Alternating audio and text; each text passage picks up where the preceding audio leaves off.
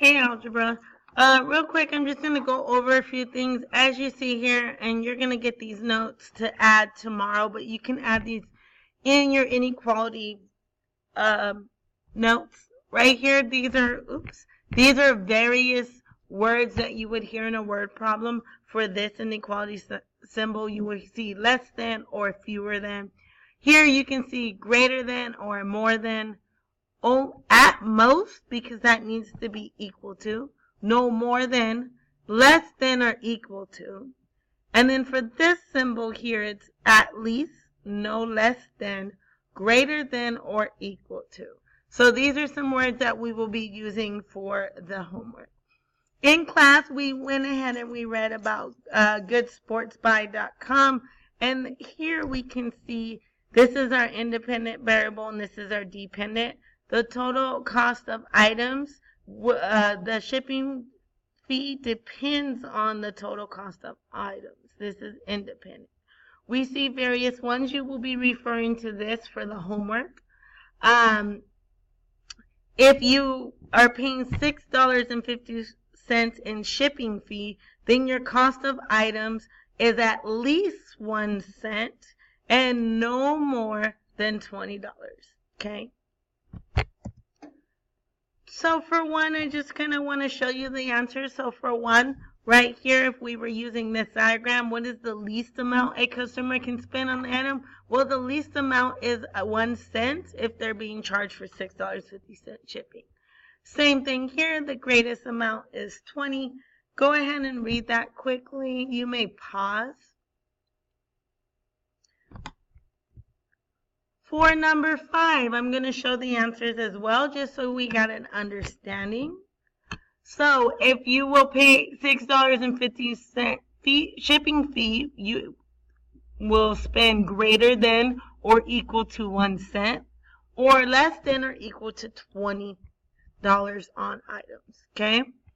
If you spend $9, it is greater than $20 or less than equal to $50 on the items. Okay? You're looking for what is included. On this one, 50 is included.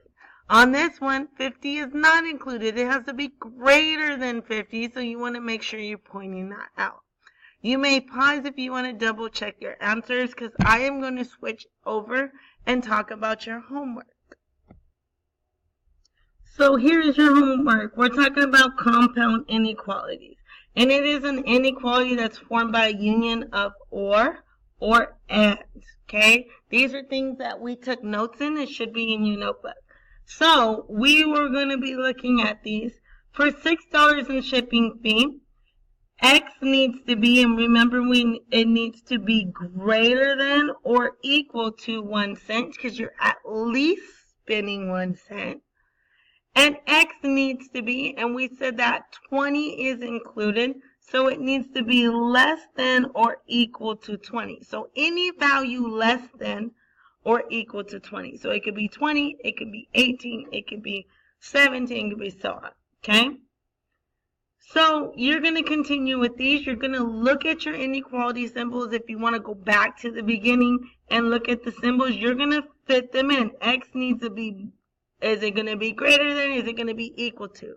If it's including the number, it will be equal to. So make sure that you're like here, this is including 1 cent. This is including 20. But I know when you get over here, some of these will not include. I know 50 and 75 is not included in all of them. When you have all these, you are going to identify from this set which ones are compound inequalities. Again, which ones have or and. When you see more than one inequality, you know it's compound. So you would be able to list the letters that satisfy that. And then last but not least, you will be looking right here where you can consider 2 examples of compound. This is and, okay, and this is or. Only compound inequalities containing and can be written in compact form. Write the compound inequalities from question 6 using compact form. So this and turns to this. This is compact form.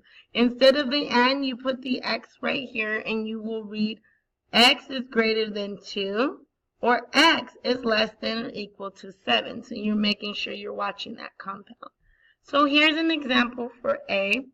I know that x, and I'll go ahead and write my x in the middle so I could do compound for it. And x is greater than or equal to 1 cent, because that's what we said. X is greater than or equal to 1 cent.